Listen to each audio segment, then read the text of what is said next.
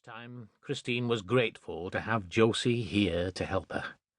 Calm, capable Josie, who had not batted an eyelid when Christine's waters had broken and flooded the kitchen floor, because she'd done all this herself 2 years back, having her Paula, who was nothing like her mother, who was there for her, who was her friend.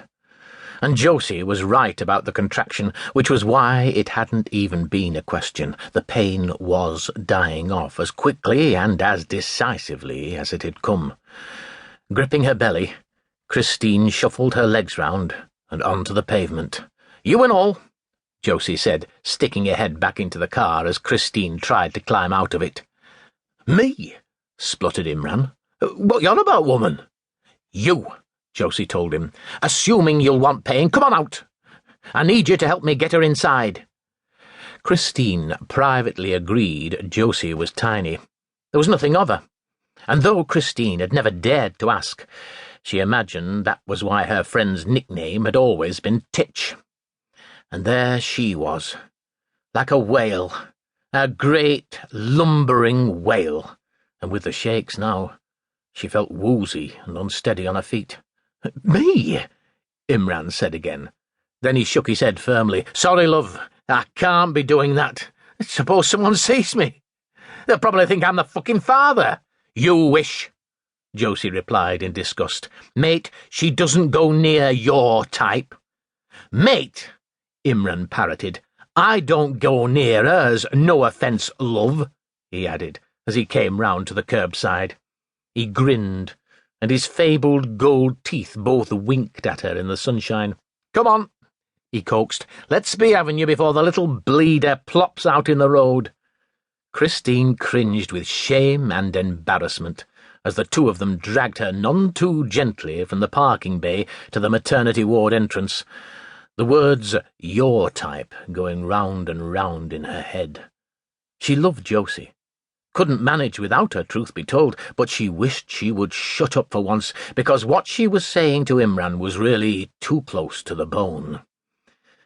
Up until now, she had kept the paternity of her unborn child a secret, told anyone who asked to mind their own business.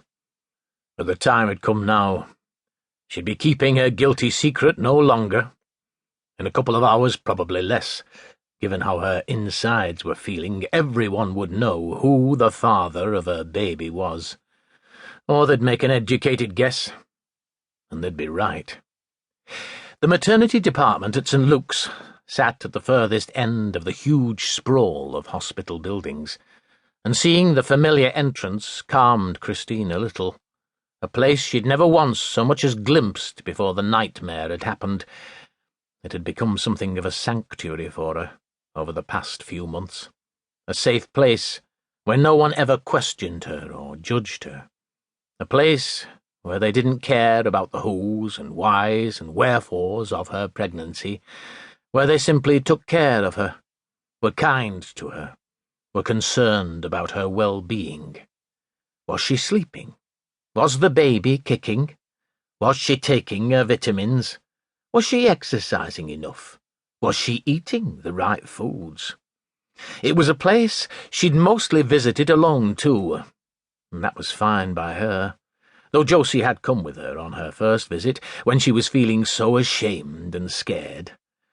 She'd since been happy to trot down to her antenatal appointments on her own, even had her mam offered to go, which, unsurprisingly, she hadn't.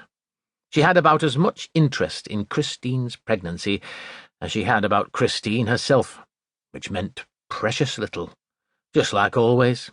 Christine hadn't minded. She didn't exactly want her mam involved.